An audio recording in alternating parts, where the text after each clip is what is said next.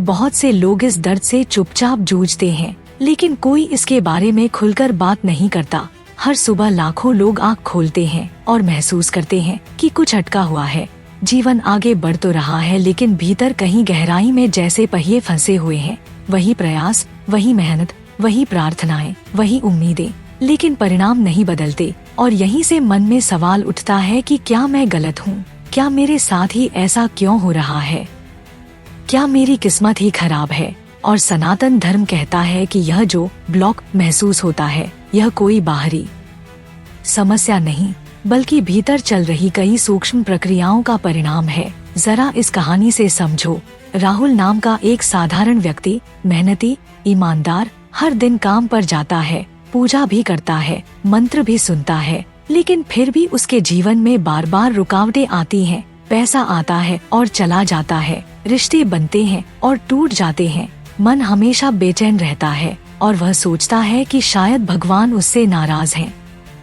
लेकिन गीता और उपनिषद कहते हैं कि भगवान नाराज नहीं होते, बल्कि कर्म फल अपना समय लेते हैं। क्योंकि सनातन दर्शन में जीवन कभी भी रैंडम नहीं होता। जो कुछ भी घट रहा है वह कर्म का प्रवाह है। और सबसे पहला कारण कि जीवन ब्लॉक लगता है वह है संचित और प्रारब्ध कर्म। वे कर्म जो हमने इस जन्म में ही नहीं बल्कि पूर्व जन्मों में भी किए हैं और जिनका फल अब परिस्थितियों के रूप में सामने आ रहा है। समस्या यह है कि आधुनिक मन तुरंत परिणाम चाहता है, लेकिन कर्म का नियम समय नहीं देखता, वह केवल न्याय देखता है। और जब व्यक्ति बिना समझे अपने कर्मों को कोसने लगता है, तब भीतर प्रतिरोध पैदा होता है और वही प्रतिरोध जीवन को और जकड़ देता है। दूसरा बड़ा कारण है अविद्या, अपने वास्तविक स्वरूप की अज्ञानता। सनातन धर्म स्पष्ट कहता है कि जब तक व्यक्ति खुद को केवल शरीर, नाम, पैसा, पद और पहचान समझता रहेगा, तब तक वह हमेशा सीमित महसूस करेगा। क्योंकि आत्मा सीमित नहीं है, लेकिन शरीर सीमित है। और जब असीम चेतना सीमित ढांचे में खुद को कैद मान लेती है, तब भीतर घुटन पैदा होती है। वही घुटन जीवन में ब्लॉकेज बन जाती है। राहुल भी यही कर रहा था। वह खुद को अपनी नौकरी, अपनी सैलरी, अपनी उम्र और समाज की अपेक्षाओं से माप रहा था, इसलिए हर दिन भीतर से खाली महसूस कर रहा था।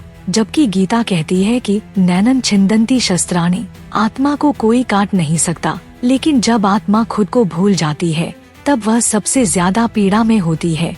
तीसरा कारण है परिवर्तन का प्रतिरोध। सनातन दर्शन कहता है कि जगत की प्रकृति ही परिवर्तन है, लेकिन मन सुरक्षा चाहता है, आराम चाहता है, स्थिरता चाहता है। और जब जीवन तुम्हें बदलने के लिए धक्का देता है, नौकरी छूटती है, रिश्ते बदलते हैं, स्वास्थ्य हिलता है, तब मन डर जाता है और कहता है नहीं, मुझे यह नहीं चाहिए। और यही नहीं जीवन के प्रवाह में दीवार बन जाती है। राहुल को भी कई बार अवसर मिले बदलने के, सीखने के, लेकिन डर ने उसे रोक लिया और वह उसी जगह अटका रह गया जहां से निकलना चाहिए था। सनातन धर्म इसे आंतरिक घर्षण कहता है। जब भीतर का सत्य और बाहर का जीवन अलग दिशा में चल रहे हों, तब घर्षण पैदा होता है और वही घर्षण जीवन को भारी और रुका हुआ महसूस कराता है। चौथा कारण है ऊर्जा का अवरोध। योग और तंत्र में कहा गया है कि जब स्वाधिष्ठान चक्र या आंतरिक अग्नि कमजोर होती है, तब व्यक्ति में डर, अपराध बोध, असुरक्षा और रचनात्मकता की कमी आ जाती है। और यह सब मिलकर जीवन को निष्क्रिय बना देता है। बाहर से सब ठीक दिखता है, लेकिन भीतर कुछ जल नहीं रहा होता और बिना अग्नि के कोई परिवर्तन संभव नहीं। पांचवा कारण ग्रहों का प्रभाव है। शनि, राहु, केतु को सनातन में दंड नहीं बल्कि शिक्षक माना गया है। जब जीवन में देरी, रुकावट, अकेलापन आता है, तो वह इसलिए नहीं कि तुम्हें तोड़ा जाए, बल्कि इसलिए कि तुम्हें भीतर की दिशा बदली जाए। लेकिन जो व्यक्ति केवल शिकायत करता है, वह सीख नहीं पाता। छठा और सबसे महत्वपूर्ण कारण है धर्म से विचलन। धर्म का अर्थ केवल पूजा नहीं, बल्कि वह मार्ग है जो तुम्हारी आत्मा के अनुकूल है। और जब व्यक्ति वह जीवन जीने लगता है जो समाज चाहता है, माता पिता चाहते हैं, तुलना चाहती है, तब आत्मा असंतुष्ट हो जाती है। और आत्मा की असंतुष्टि सबसे बड़ा ब्लॉक है। राहुल को धीरे धीरे समझ आया कि समस्या बाहर नहीं थी, समस्या यह थी कि वह कर्म कर रहा था लेकिन बिना समझ के, पूजा कर रहा था लेकिन बिना आत्मचिंतन के, जी रहा था लेकिन बिना उद्देश्य के। और यहीं से समाधान शुरू होता है।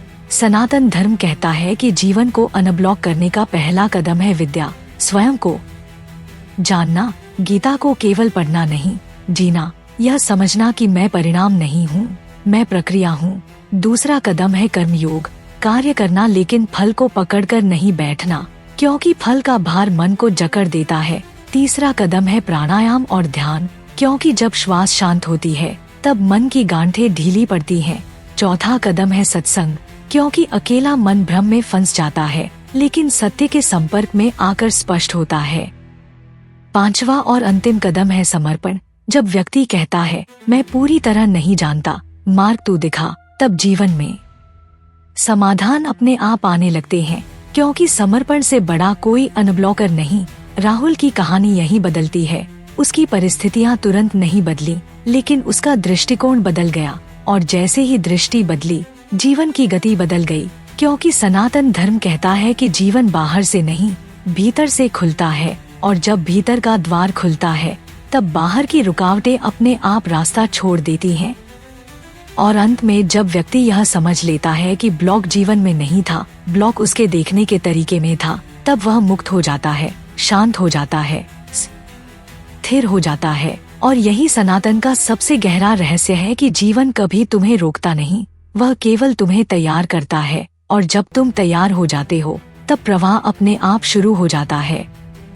और इसी बिंदु पर सनातन धर्म एक और गहरा रहस्य खोलता है, जिसे अक्सर लोग नजरअंदाज कर देते हैं, कि जीवन में जो रुकावटें दिखाई देती हैं, वे वास्तव में संकेत होती हैं, सजा नहीं। जैसे नदी जब चट्टान से टकराती है तो रुकती नहीं, बल्कि या तो रास्ता बदलती है या भीतर से अपनी धारा को और तेज करती है। ठीक वैसे ही जीवन भी इंसान से यह पूछता है कि क्या तुम केवल परिणाम के पीछे भागोगे या अपने भीतर की चेतना को गहरा करोगे। राहुल ने जब यह समझा कि हर रुकावट उसे रोकने नहीं बल्कि उसे परखने आई है, तब उसके भीतर शिकायत की जगह जिज्ञासा आ गई, डर की जगह स्वीकृति आ गई। और यही वह क्षण था जब जीवन का बोझ हल्का होने लगा। क्योंकि सनातन कहता है कि जब तुम संघर्ष से लड़ते हो तब वह भारी लगता है, लेकिन जब तुम उससे सीखते हो तब वही संघर्ष गुरु बन जाता है। धीरे धीरे राहुल ने देखा कि जिन परिस्थितियों को वह अभिशाप समझता था, वही उसे धैर्य, विवेक और करुणा सिखा रही थी।